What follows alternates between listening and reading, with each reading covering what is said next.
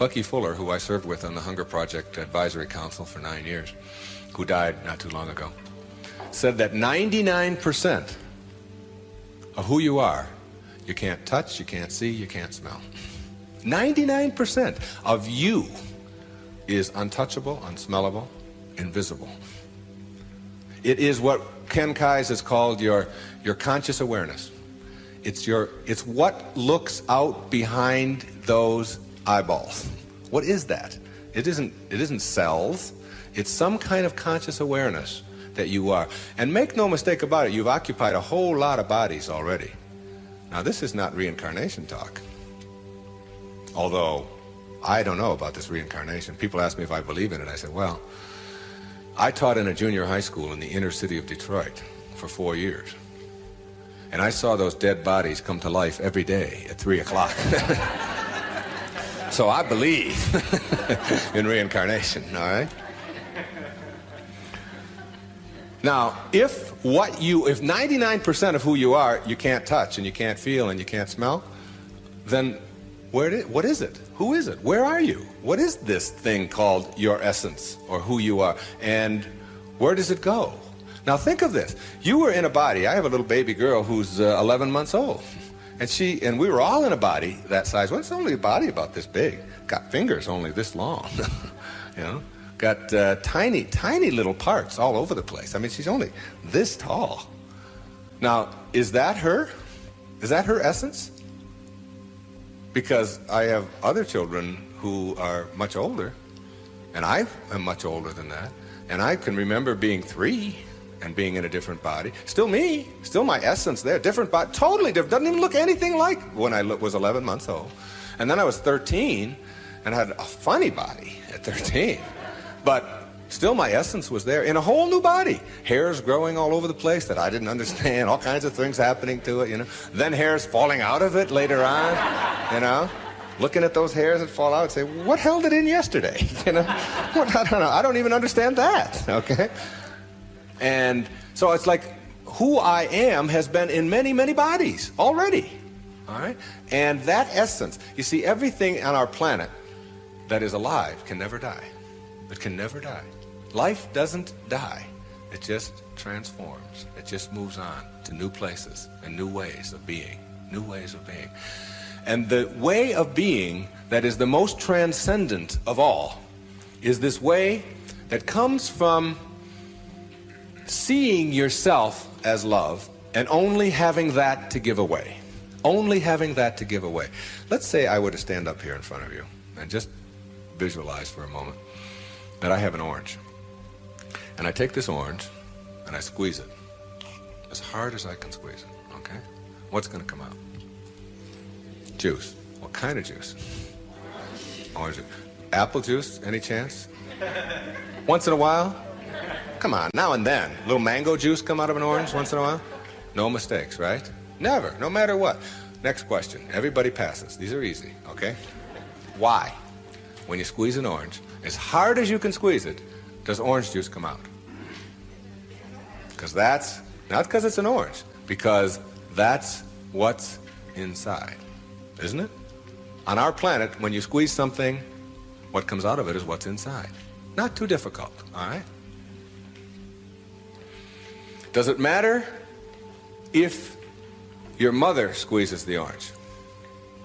Does it matter what instrument she uses?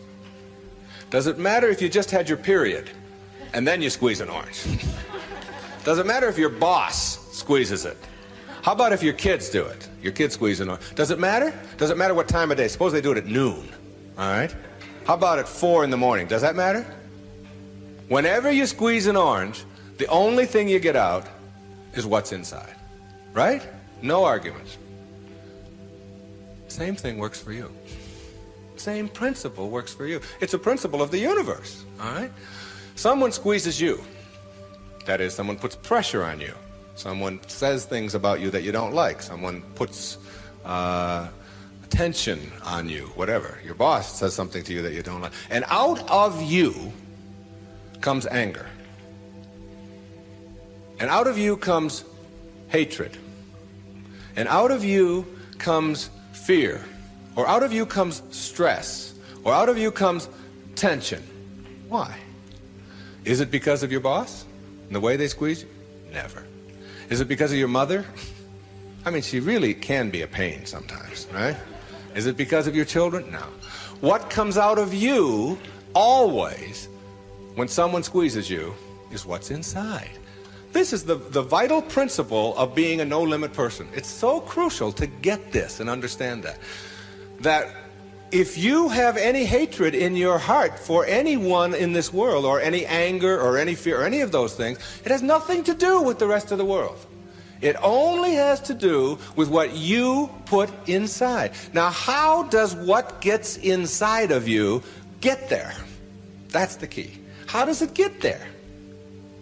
As you think. Only as you think. You see, there's no anger in the world. There's no stress in the world. There's no tension. It's perfect. We've already established. It's a perfect place. It works just fine. It's all flowing the way it's supposed to flow. The evidence for it is. That's all the evidence you need. Just look around you. Everything out there is a miracle. Everything, including you. There are no mistakes. It's all perfect. And everything that happens to you in your life, whether it's a trauma, whether it's a disease, whether it's somebody treating you in a certain way, there's a lesson in all of it. No limit people understand the lesson in life, and therefore celebrate the lessons. You just need to do. That's the key word, to do. Even trying is a myth.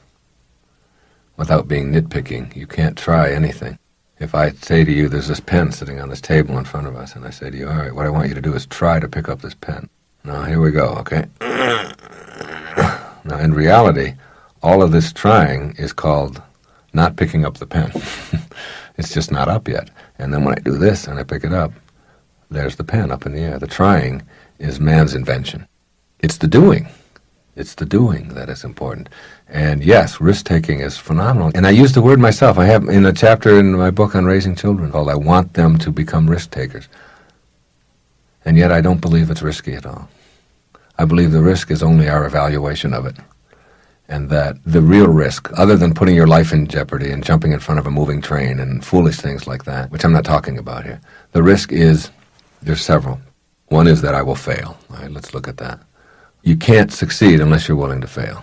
And you can't always be better than everybody else, because if you're a winner by having to defeat everybody else, then you'll always be a loser, because no one can always defeat everybody else, no matter how great they are. So that's not a good definition of winning at all. I've often talked about Babe Ruth hitting 60 home runs in 1927, the year he struck out more than anybody in the history of baseball, the same year. If you want to hit home runs, you have to be willing to strike out. And failing at something is just an opportunity, if you're looking at it the way I'm talking about. It's just an opportunity to see where you are and to assess who you are. And if you're having to look over your shoulder at somebody else to decide how you're doing, then somebody else's performance is determining who you are and how well you're doing. That's called competition. Enlightened people don't look at other people to determine where they are. They say that's the person and that's how they're running and that's where they are in their music development or whatever it is. And that has nothing to do with me. Where I am is how I decide to believe. Now, there's nothing wrong with getting out there and competing in a tennis match or in a golf match or in bowling or in anything in life. But to understand that it's not to evaluate who you are and how valuable you are, but just to see how you stack up to somebody else. That's fine. And when it's over, it's over. That's one big risk. And when you get to a point where failure is something you welcome, because that's how you learn. You don't learn much from success except to stay the same. But when you fail at something, it's a wonderful experience because it gives you an opportunity to grow. To me, that's not risky at all, even though to many people it is, this whole business of failing. The other fear is that I won't be liked, or that somebody won't approve of me.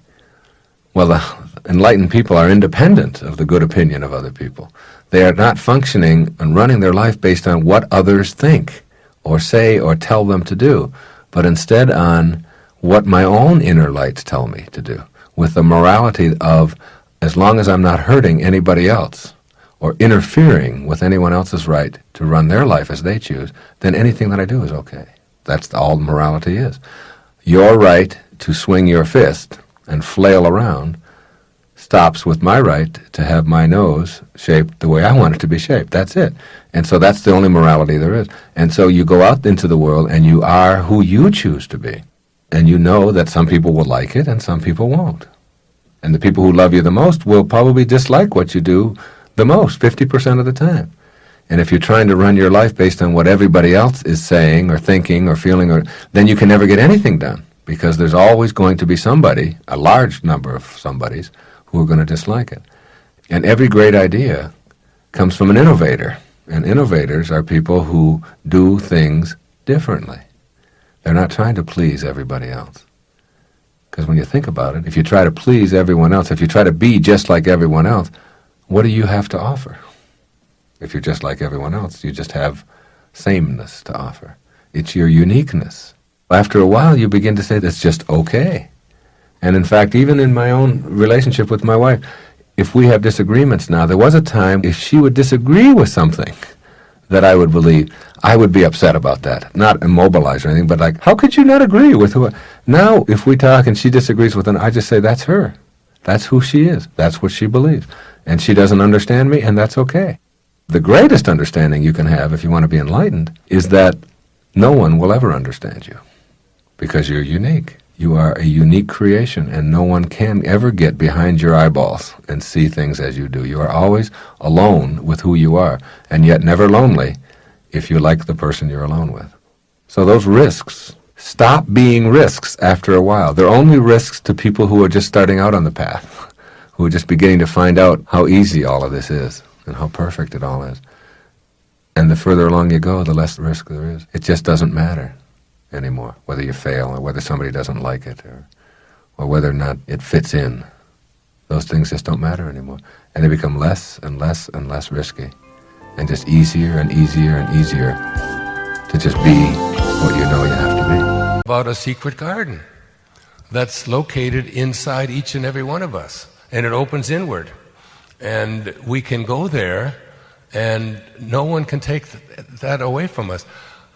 I think I've spent the last 40 years or so writing books just about the secret garden, about the secret place that's within each and every one of us. I wrote this out this morning.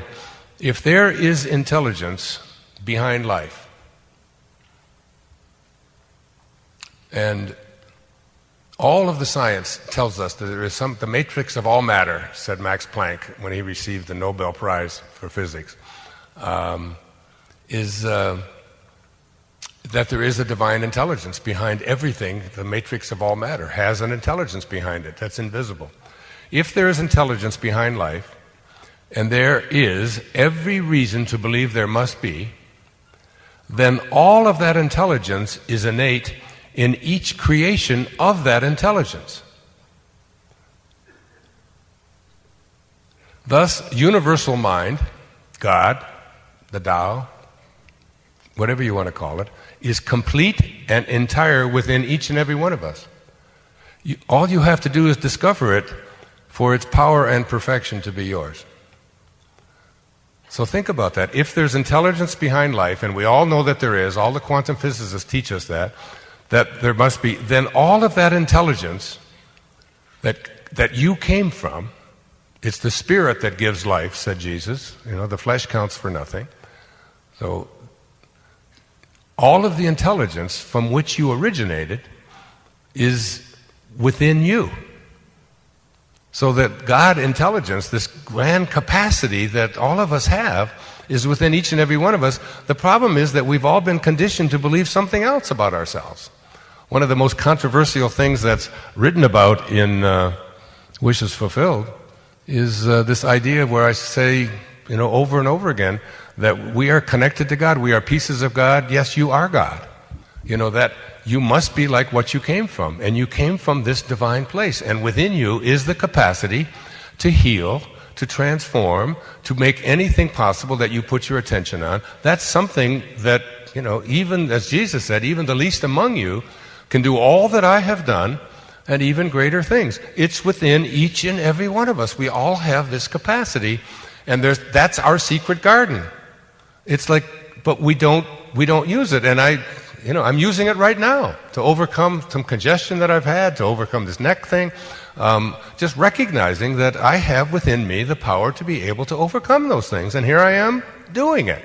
And have been doing this kind of thing and been teaching this my whole life.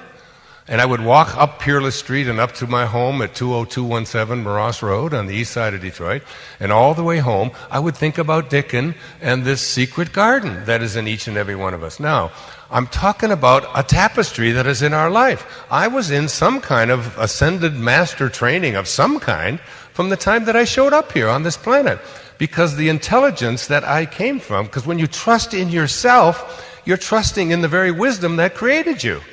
And if you don't trust in that and start believing what other people have told you is your dharma or your what you're to be, and you're trying to live somebody else's idea of it, one of the things I say over and over again as I wrote this, and by the way, I wrote 58 of these. I wrote 144,000 words in the next 5 months. From June, July, August, September, October, November, I wrote morning, noon, and night. And I couldn't stop. And I was writing by hand, and I think that's part of the thing that kicked off this neck thing, because and my kids all came and, oh, Dad, we're going to go do this, and we're going to do that. And I said, well, you guys all go do that. It's like a calling that is so profound and so powerful that not only did I write that book, and have we done a public television special on it, and I think that when you read it, you're going to be astonished at how powerful it is to look back at the tapestry of your life and realize that you've been in the same kind of training. T.S. Eliot, the great American poet, said, "We shall not cease from exploration. But at the end of all of our exploring will be to return to the place from which we originated and to know it for the first time." He was talking about death. I'm not. I'm talking about just I think that we can return to the place from which we originated, stay within our bodies, recognize our divine nature, and access it. All we have to do is decide that this is what we want to do. And I know that I incarnated into this world to do that, and have written 41 books now on the secret garden.